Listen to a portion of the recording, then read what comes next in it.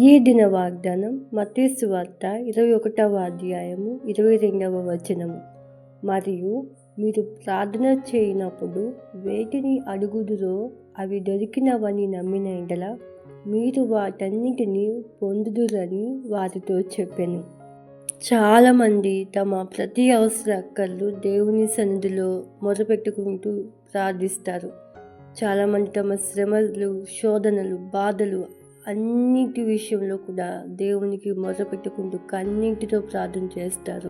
మీ ప్రతి అవసరాలు, మీ యొక్క శ్రమలు, శోధనలు, బాధలు ఏవైనా కావచ్చు, మీరు దేని గురించి ప్రార్థన చేశారో అవన్నీ తీరినాయి, మీరు పొందుకున్నారు అని నమ్మాలి.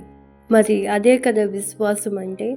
మీరు ప్రార్థించారు, బాగానే ఉంది, మరలా వాటి గురించి చింతిస్తూ ఉంటారు. ఇవన్నీ ఎలా తీరుతాయి, ఈ శ్రమలు ఎలా పోతాయి, వీటిని ఎలా ఎదుర్కోవాలి, ఏం చేయాలి. యవనస్తులైతే తమ యొక్క చదువు గురించి, తమ వివాహం గురించి, పెద్దవాళ్ళైతే తమ పిల్లల గురించి, వారి యొక్క భవిష్యత్తు గురించి, అలాగే మరి ఓల్డ్ ఏజ్లో ఉన్న వాళ్ళైతే అంటే వాళ్ళ వయసు పెరిగే కొద్దీ తమను ఎవరు చూసుకుంటారు, వారి అవసరాలు ఎవరు తీరుస్తారు, అలాగే అనేక మందికి కూడా తమ అవసరాలు ఎలా తీరుతాయి, ఎలా అప్పులు పోతాయి, ఎలాగూ చేయాలి, ఈ భవిష్యత్తు, ఈ జీవితాన్ని ఎలా నడిపించాలి అని. మరి వీటన్నిటి గురించి మీరు దేవుని సన్నిధిలో మొదలుపెట్టే ఉంటారు కదా.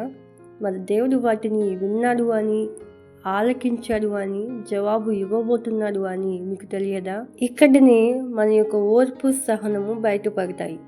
చూసారా, దేవునికి మొదలుపెట్టుకున్నాము, కానీ మరలా వాటి గురించే చింతిస్తూ బాధపడుతున్నాము. మరి ఎంత అవిశ్వాసమో కదా అది. దేవుడు కొన్నిసార్లు ఆలస్యం చేస్తూ ఉంటాడు.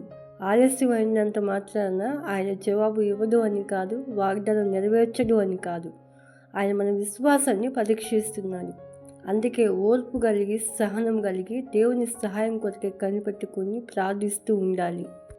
ఈ లోక సంబంధమైన విషయాల గురించి ఈ లోక సంబంధులు ఆలోచిస్తారు, వాటి గురించి చింతిస్తారు. దేవుని బిడ్డలు అలాగూ కాదు, విశ్వాసంతో ముందుకు వెళ్తారు.